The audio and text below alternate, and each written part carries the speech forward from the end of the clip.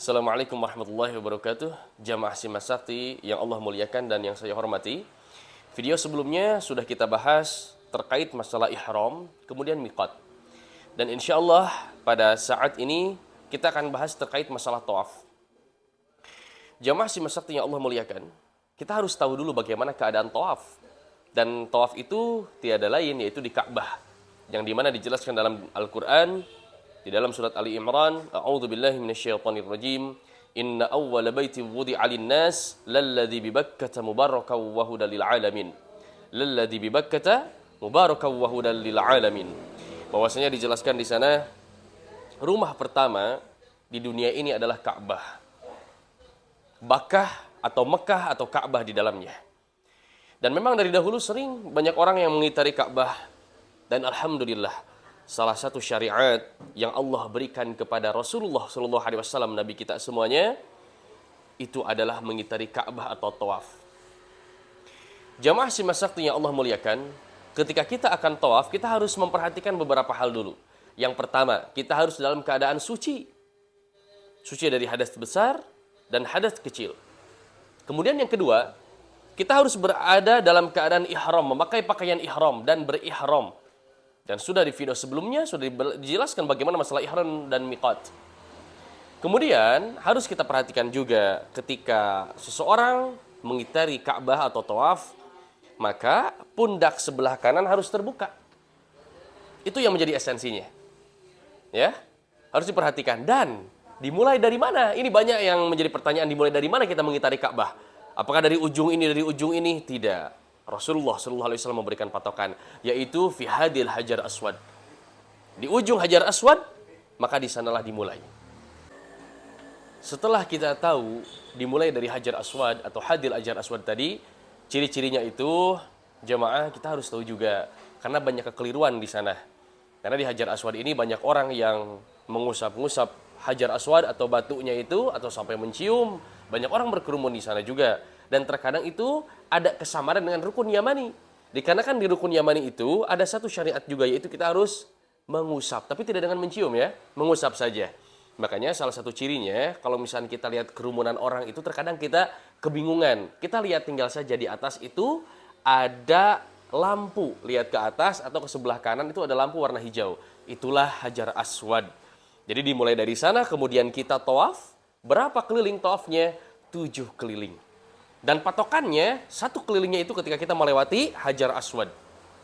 Rasulullah SAW dalam hadis yang diriwayatkan oleh Ibnu Hibban, ini sahih Ibnu Hibban ya, kemudian Imam Ahmad pun meriwayatkannya juga, maka sebetulnya doa khusus itu hanya ada di antara rukun Yamani kepada hajar aswad. Dengan berdoa, Rabbana atina fid dunya hasanah wa fil akhirati hasanah wa qina adzabannar. Adapun dari hajar aswad sampai ke rukun Yamani, yaitu berkeliling, kita hanya membaca kalimat-kalimat thayyibat saja. Berzikir apapun, berdoa apapun yang kita inginkan. Ud'ullah astajib lakum. Itu dalam surat Ghafir. Allah Subhanahu wa taala berfirman, berdoalah kepadaku, aku akan kabulkan. Maka berdoa apa saja? Berdoa kita dalam keduniaan, untuk akhirat, supaya anak-anak soleh, punya anak yang mempunyai rezeki yang banyak. Tafadhal, silahkan. Atau kita mengucapkan kalimat-kalimat thayyibat seperti ya karim, subhanallah walhamdulillah, Allahu akbar, la ilaha illallah, silahkan. Bebas. Tetapi kekhususan itu ada di antara rukun Yamani sampai hajar aswad. Rabbana atina fid dunya hasanah wa fil akhirati hasanah wa qina adzabannar. Kemudian ketika melewati hajar aswad, pas ketika hajar aswad di sana, kalau yang mau mencium silahkan. Kalau memungkinkan mencium, tafadhal. Kalau tidak, misalkan kita hanya lamas atau menyentuh saja, kemudian mencium seperti ini, contoh set ke hajar aswad, kemudian kita mencium, tafadhal. Atau kita mengisyaratkan saja. Karena kita jauh mengisyaratkan seperti ini, bismillah, Allahu akbar. Jamaah Simas Sakti yang Allah muliakan dan yang saya hormati, terkadang manusia berbeda. Kekuatan manusia itu berbeda, apalagi dari umur ya, terkadang seperti itu. Maka ketika kita tawaf 7 keliling, kadang ada orang yang ingin mengeluarkan hadas. Maka jangan ditahan, silakan keluarkan saja daripada tidak khusyuk. Terus bagaimana Ustaz kalau misalkan saya sudah di putaran keempat kemudian batal? Maka yang pertama, keluar dari barisan. keluar dari barisan. Yang kedua, harus berwudu. Berwudu di area sana saja. Mau mengambil dengan air zam-zam silahkan, atau memang sudah mengambil dengan spray, enggak. Atau memang kita ngambil aqua gelas ya di sana, tafadhol silahkan pakai. Kemudian yang ketiga, kita masuk lagi ke barisan dan mulai tawaf yang dimana kita batal di sana. Misalkan batal di putaran keempat, pas 4, maka kembali lagi dan tinggal teruskan putaran itu. Masya Allah. Wa ma ja'ala alaikum fid min haraj. Allah Subhanahu wa taala tidak menjadikan kesulitan dalam agama ini, mudah semuanya. Setelah itu sudah kita beres tawaf, maka tinggal kita sempurnakan tawafnya dan kita sholat di belakang makom Ibrahim. Apa yang kita baca? Yang kita baca hanya 2 surat saja, karena sholatnya 2 rakaat. Di belakang makom Ibrahim sholat 2 rakaat, yaitu sholat sunnah tawaf. Kemudian kita di sana membaca surat Al-Ikhlas dan Al-Kafirun. Masya Allah, kemudian kita berdoa di sana di depan Ka'bah, apa yang kita inginkan. Jamaah Simas Sakti yang Allah muliakan dan yang saya hormati, ketika kita telah selesai sholat kemudian bermunajat di depan Ka'bah, sholat di belakang makam Ibrahim, kita melihat Ka'bah kemudian dengan doa hudurul qalbi. Sampai di dalam hadis dijelaskan, Ud'ullah wa antum muqinuna bil ijabah. Berdoalah kepada Allah Subhanahu wa taala dengan keyakinan kau akan diijabah oleh Allah Subhanahu wa taala. Makanya Ibnu Rajab Al-Hanbali memberikan 2 syarat dalam berdoa. Yang pertama, hudurul qalbi, yang kedua al-yaqin bil ijabah. Yang pertama, hadirkan hati ketika kita berdoa, seberes seusai sholat kita di sana. Kemudian yang kedua, kita diharuskan yakin dengan ijabah itu. Setelah itu maka Rasulullah SAW mensyariatkan kita datang, karena dekat sekali dari belakang makam Ibrahim menuju tempat kita minum zam-zam, dekat sekali di sana. Kita ambil air zam-zam, kemudian air zam-zam itu masyuribalahu. Tujuan kita apa minum air zam-zam ini? Ingin sehat, insya Allah Allah akan sehatkan. Ingin cerdas, Allah akan cerdaskan. Kita ingin punya keturunan, Allah akan suburkan. Dan kita berdoa. Bismillahirrahmanirrahim. Allahumma inni as'aluka ilman nafi'an wa rizqan wasi'an wa shifaan min kulli da'in. Ya Allah, aku minta ilmu yang bermanfaat, minta rizki yang luas, dan minta kesehatan dari segala penyakit. Kemudian kita minum. Bismillah. Lak. Masya Allah, nikmat dari Allah Subhanahu wa ta'ala. Apa? Sakit dalam diri kita? Silakan, misalnya kita sakit kepala, berikan kepada kepala kita air itu. Alhamdulillah, jamaah Simas Sakti yang Allah muliakan dan yang saya hormati, pembahasan-pembahasan terkait rukun-rukun umrah sudah kita lewati, dari mulai ihram, kemudian tawaf, dan sekarang kita akan bahas terkait sa'i. Sa'i ini adalah satu ibadah yang dimana kita ambil hikmahnya dari jalan Siti Hajar, yang dimana mencari-cari air baina Safa wal Marwah, antara Safa dan Marwah. Dan Rasulullah SAW ketika melakukan sa'i atau ketika masuk kepada mas'a, tempat sa'i, maka Rasulullah SAW membacakan satu ayat. Inna Safa wal Marwata min sya'airillah. Itulah memang satu doa ketika kita masuk ke gerbang Safa. Setelah itu Rasulullah SAW maka berjalan di sana antara Safa dan Marwah. Setelah berjalan nanti akan terlihat. Kalau dulu memang tidak ada, haji-haji yang dulu tidak ada lampu. Kalau sekarang alhamdulillah ada lampu. Maka kita lihat lampu hijau di atas. Sepanjang lampu hijau itu ada, maka kita di sana lari-lari kecil. Lari sebetulnya ya, lari di sana. Untuk laki-laki disunahkan untuk berlari kecil, dan untuk perempuan jalan-jalan cepat saja. Alhamdulillah, jamaah Simas Sakti yang Allah muliakan dan yang saya hormati, rangkaian-rangkaian umroh sudah kita jelaskan di video-video sebelumnya. Dari mulai ihram dan juga bermiqat, kemudian yang kedua tawaf, yang ketiga sekarang kita akan bahas terkait sa'i.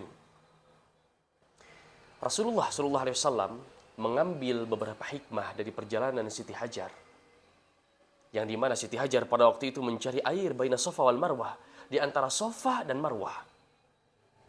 sampai menjadi syariat bagi kita dalam haji dan umrah. Dan Rasulullah SAW memberikan satu syariat ketika kita masuk kepada mas'a. Mas'a itu adalah tempat sa'i. Maka kita masuk ke sana berdoa. Membacakan satu ayat Al-Quran.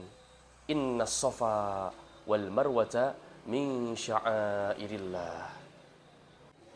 Jamaah simak sakti yang Allah muliakan. Kita harus juga memperhatikan ini. Sebelum kita memulai sa'i di antara Safa dan Marwah, kita itu harus menghadap kiblat dulu. Ittaja' 'alal kiblah. Dan ini kadang ada beberapa jamaah melupakan itu. Menghadap kepada kiblat, yaitu kita melihat Ka'bah, nanti akan terlihat Ka'bah di atas sofa itu. Kemudian kita mengangkat tangan kita, berdoa kepada Allah Subhanahu wa taala. Allahu akbar. Allahu akbar. Allahu akbar. La ilaha illallah wahdahu la syarikalah. Lahul mulku wa lahul hamdu wa huwa ala kulli syai'in qadir. La ilaha illallah wahdah. Anjaza wa'dah wa nasara 'abdah. Wahazamal ahzaba wa'dah. Setelah itu, kita berdoa apa yang kita inginkan. Apapun itu, masalah dunia, masalah akhirat, tafadhal. Kemudian kita mengulanginya 3 kali. Setelah itu kita mengaminkan, kemudian kita berjalan. Turun, menuju sofa. Kita turun, dan, menuju Marwah. Dan ketika kita turun, maka di sana kita akan mendapatkan di atas itu ada lampu berwarna hijau. Dan ketika ada lampu, disunahkan bagi laki-laki untuk lari-lari kecil dan untuk perempuan untuk jalan-jalan cepat. Tafadhal, silakan. Dalam hadis yang sahih dari jalur Ibnu Umar, maka yang dibacakan ketika kita sa'i antara Safa dan Marwah, maka kita membaca tahlil dan takbir. La ilaha illallah wallahu akbar, la ilaha illallah wallahu akbar. Adapun memang ada hadis dari jalur Baihaqi, ya, yang dimauqufkan sampai ke jalur Ibnu Mas'ud. Tetapi hadis ini itu banyak yang mengatakan hadis ini adalah hadis dhaif atau hadis lemah. Dengan mengatakan Allahumma gfir warham wa tajawaz amma ta'lam innaka antal azzul akram. Tetapi selama kita tidak mengkhususkan, tafadhol. Tapi memang hadis ini menurut para ulama hadis dhaif. Kalau memang jamaah ingin mengamalkan, tafadhol. Tapi kalau saya ingin mengamalkan tahlil dan takbir saja karena itu sahih dari Ibnu Umar, maka silakan juga. Dan ada satu hal, yang namanya sa'i beda dengan tawaf. Kalau tawaf itu kesolah, tawaf seperti sholat, maka kita harus bersuci. Tetapi ketika sa'i dibolehkan seseorang dalam keadaan berhadath kecil. Misalkan memang kita ingin mengeluarkan air seni dulu, maka tafadhol ke toilet dulu. Tetapi memang, menurut jumhur ulama dan Syekh bin Baz memberikan sebuah keterangan di sana, berwudu afdal. Tapi kalau misalkan memang kita berhadath, fala haraj, tidak apa-apa. Insya Allah sa'inya sah. Jamaah, kemudian kita pun ketika sudah sampai ke Marwah, maka kita harus menghadap kiblat lagi. Ittaja' 'alal kiblah. Kita menghadap kiblat lagi. Karena insya Allah kita juga bisa melihat Ka'bah dan berdoa apa yang tadi di sofa kita berdoa. Allahu akbar 3 kali. Allahu akbar, Allahu akbar, Allahu akbar. La ilaha illallah wahdahu la syarikalah. Lahul mulku wa lahul hamdu wa huwa ala kulli syai'in qadir. La ilaha illallah wahdah. Anjaza wa'dah. Wa nasara 'abdah. Wa hazamal ahzaba wahdah. Masya Allah. Kemudian kita berdoa apa yang kita inginkan. Ulangi 3 kali. Kemudian kita nanti ke sofa lagi, berdoa lagi. Ke Marwah lagi, berdoa lagi. Sampai 7 kali seperti itu. Dan setiap doanya, ulangi 3 kali. Kemudian setelah itu, kita alhamdulillah beres. Sampai kita bertahallul. Ya, bertahallul. Dan bertahallul nanti, mungkin kalau misalkan yang sudah umrah juga pernah mengalami, ya banyak yang menawarkan, oleh saya saja begitu. Tapi memang saran saya untuk datang ke Al-Hallaq atau ke tempat cukur yang memang resmi di sana, atau barbershop di sana nanti ada, ya, di dekat Zamzam Tower pun nanti ada di sana. Kita masuk ke sana, kemudian bagaimana mencukurnya? Kalau misalkan kita memang ingin dihabiskan namanya Al-Hallaq, tafadhol, nanti menggunakan pengeruk, ya, sampai habis. Tapi kalau memang kita ingin bergaya juga dan memang tidak suka dibotak, ya tidak apa-apa, 1-2 jari. Maka Rasulullah SAW pun mendoakan. Tapi memang di sini jamaah, Rasulullah SAW dalam hadis muttafaqun alaih, dan hadis ini dari sahabat Ibnu Umar, maka Rasulullah SAW berdoa bagi orang yang dibotak, dicukur habis. Allahumma arhamil muhallaqin. Ya Allah, berikan kasih sayang atau sayangilah mereka yang dicukur habis rambutnya. Kemudian kata orang tadi, yang dicukurnya dipendekkan saja, wal muqassirina ya Rasulullah, untuk orang yang dicukur pendek juga ya Rasulullah. Kemudian Rasul mendoakan lagi bagi yang dibotak. Allahumma arhamil muhallaqin. Kemudian yang ketiga baru Rasulullah sallallahu alaihi wasallam berdoa bagi orang yang dicukur pendek, wal muqassirin. Di sini menunjukkan jamaah lebih afdol kita habiskan saja, karena Rasulullah sallallahu alaihi wasallam berdoa kepada Allah Subhanahu wa taala bagi orang yang dihabiskan cukurnya 2 kali doa dan 1 kali bagi orang yang dipendekkan saja. Kita ingin mana? Tentu kita ingin yang lebih afdol, tapi itu pilih kepada hati masing-masing. Alhamdulillah, rangkaian umrah rukunnya sudah kita jelaskan. Semoga Allah Subhanahu wa taala memberikan keberkahan kepada kita semuanya. Apabila memang ada salah kata dalam diri saya, mohon maaf, kebenaran hanya milik Allah Subhanahu wa taala. Subhanakallahumma wa bihamdika asyhadu an la ilaha illa anta astaghfiruka wa atubu ilaik. Wassalamualaikum warahmatullahi wabarakatuh.